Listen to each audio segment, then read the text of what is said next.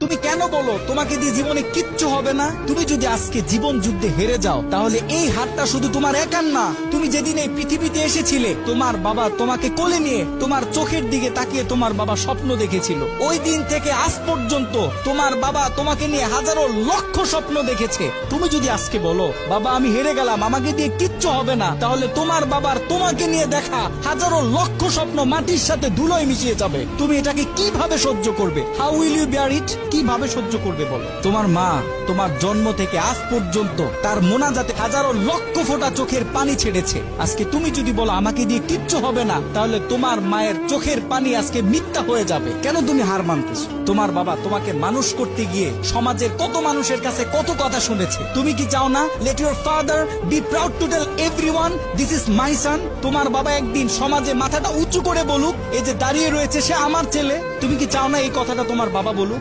প্রত্যেকটা মানুষের জীবনে বিপদ থাকবে, বালা মুসিবত থাকবে। The life is not bed of roses. এই পৃথিবীটা ফুল বিছানো কোনো বিছানা নয়। এখানে প্রত্যেকটা মানুষকে সংগ্রাম করতে হয়, লড়াই করতে হয়, বারবার পড়ে যাওয়ার পরেও আবার দাঁড়াইতে হয়। জীবন যুদ্ধে হার মানলে চলে না। তুমি যখন বেশি বিপদে পড়ে যাবে, তোমার চতুর্দিক যখন অন্ধকার হয়ে যাবে, তোমার জন্য সব দরজা যখন বন্ধ হয়ে যাবে, তুমি যখন ডিপ্রেশনে পড়ে যাবে, জাস্ট ক্লোজ ইউর আইস, চোখটাকে বন্ধ করো, টেক এ ডিপ ব্রিথ, গভীর একটা শ্বাস নাও এন্ড রিমেম্বার ইউর প্যারেন্টস। তোমার মা বাবাকে স্মরণ করো। তুমি স্মরণ করো তোমার মা তোমার জন্য কি কষ্ট করেছে। তুমি স্মরণ করো তোমার বাবা তোমাকে পড়ালেখা করানোর জন্য, তোমাকে মানুষ করানোর জন্য কত কষ্ট করেছে। তোমার জীবনের সব থেকে বড় মোটিভেশন হচ্ছে তোমার মা বাবা। মা বাবা ছাড়া একটা ছেলে মেয়ের জীবনে আর কোনো মোটিভেশনের দরকার হয় না। আর একটা কথা খুব ভালোভাবে মেমোরিতে সেট করে নিবে, अगर आप जिंदगी में कुछ बड़ा होना चाहते हैं तो आपको सब्र करना होगा।